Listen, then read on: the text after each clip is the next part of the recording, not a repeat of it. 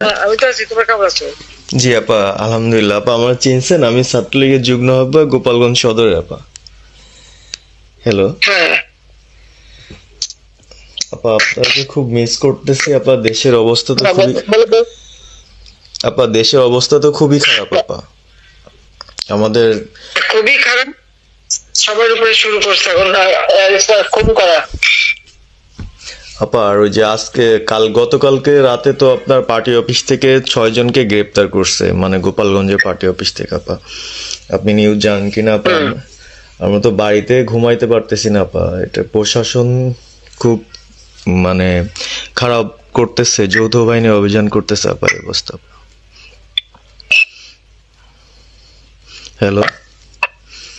হ্যাঁ, ওখানে তো একজন শিবির আর একজন হলো ছাত্র দল, তাদেরকে বসাইছে এখন গোপালগঞ্জে। জি আপা, এইটা আসলে গোপালগঞ্জে এখন আপা আমার আমার আসলে আপনার সাথে অনেকদিন ধরে কথা বলার ইচ্ছা ছিল, বাট আপনি ধরছেন, অনেক ধন্যবাদ আপা। আর আমাদের গোপালগঞ্জে একটা দিক নির্দেশনা দিবে এরকমের একজনকে একটু সেট করলে আমাদের জন্য ভালো হয়। আর দ্বিতীয়ত তাহলে সারা বাংলাদেশের নেতাকর্মীরা হয়তো বা নামতে পারতো। হ্যাঁ, একজনের নাম বলবা, সাথে সাথে তাদের একটা মামলা দেবে এবং গ্রেপ্তার করে নেবে।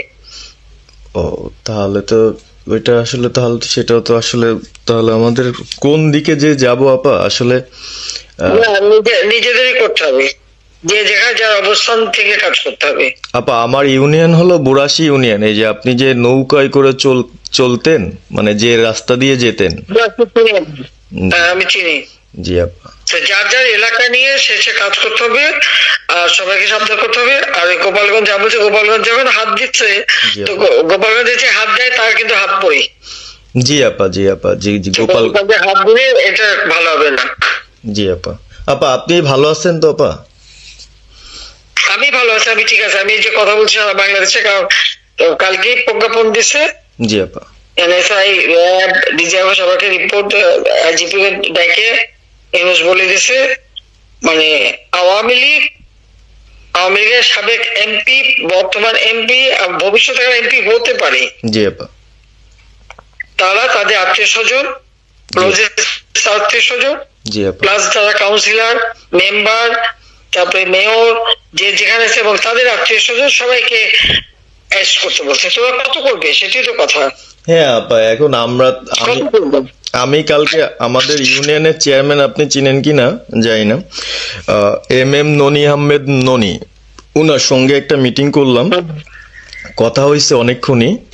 তো উনি দিক নির্দেশনা দিল এবং কালকেই যাওয়ার কথা ছিল আমাদের একটা মিছিল নিয়ে, বুড়াশি ইউনিয়নের যারা ছাত্রলীগ করে কর্মী যারা আছে এদের নিয়ে আমরা একটা মিছিল নিয়ে যাওয়ার কথা ছিল। কিন্তু তার ভিতরই, মানে সন্ধ্যার পরে 7টায় প্রোগ্রামটা ছিল, তার ভিতরে নিউজ আসলো যে যৌথ বাহিনী অভিযান চলবে। তো আমরা গেলাম না। ওনারা যারা গেছিল, যাওয়ার পরে আপনার অ্যারেস্ট করলো। আর ওই যে পিছন দিয়ে যে গেটটা আছে না আপা, ওই গেট দিয়ে হয়তোবা 4-5 জন ধরেন যে চলে গেছিল বাইরে, এই অবস্থা। আর আমাদের যারা আসলে আমরা দলকে ভালোবাসি, আহ, আপনাকে ভালোবাসি, সংগঠনটাকে সুন্দরভাবে সচ্ছল রাখার চেষ্টা করতেছি,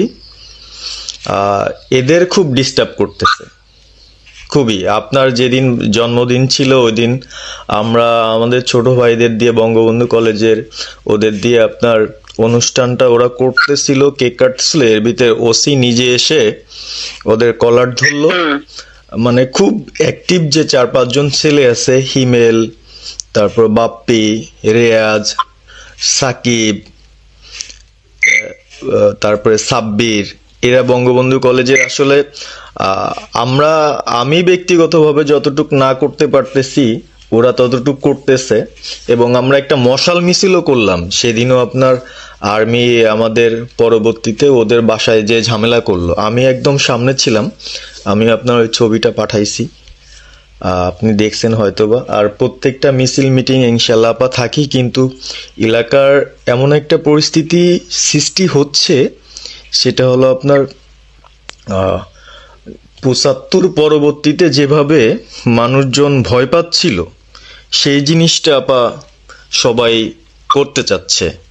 মানে জোর করে আসো আমাদের দলে যোগ দাও, মানে দোকানে বসলে, চার দোকানে বসলে অনেক কিছু শোনা যায়, অনেক কিছু বোঝা যায়, কিন্তু এখন আমাদের দরকার সারা বাংলাদেশে, মানে আমার ক্ষুদ্র জ্ঞান থেকে বলতেছি, সারা বাংলাদেশে যে একটা সংগঠনটা চালাবে, আপনি সভাপতি থাকবেন এবং ভারপ্রাপ্ত যদি কাউকে কোনো দেওয়া যায় যাকে ভালো মনে করেন, তাহলে আমাদের সারা 64 জেলা।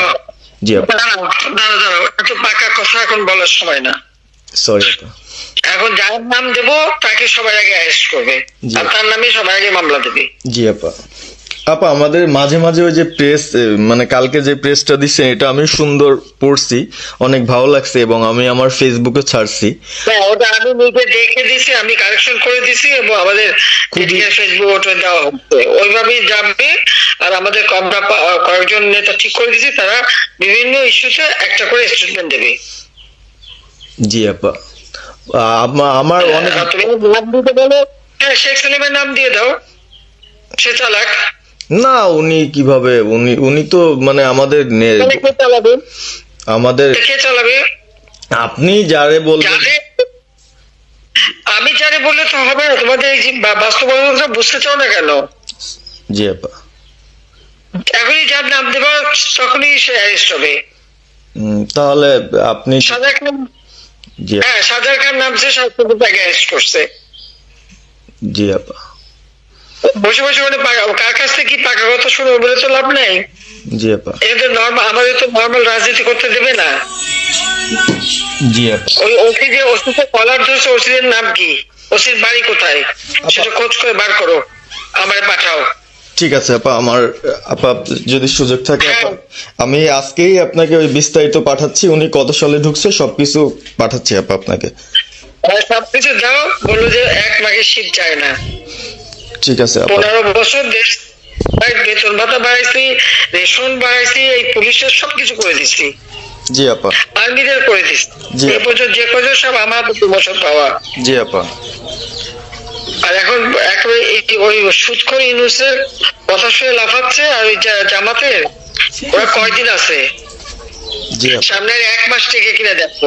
জি আপা। জি আপা, দোয়া করেন আপা, আর আমি আপনাকে 1 মাস আগে কিনা দেখো, তখনই আপনারা যারা বেশি বাড়াবাড়ি করেন কোথায় যাবেন সেটা বুঝে নিয়েন। জি আর এই তালিকা সব করে রাখো আপা। আর যারা এই যে ঘর বাড়ি ভাঙা পোড়ানো তাদেরকেও হিসাবটা নাম রাখো, এবার যেন ভুল না হয়, পরে এর চাচা, ওর মামা, ওর শ্বশুর, ওর শাশুড়ি, এইগুলি যেন না হয়। আপা। এবার গুইনে গুইনে গুইনে গুইনে হিসাব নেওয়া হবে।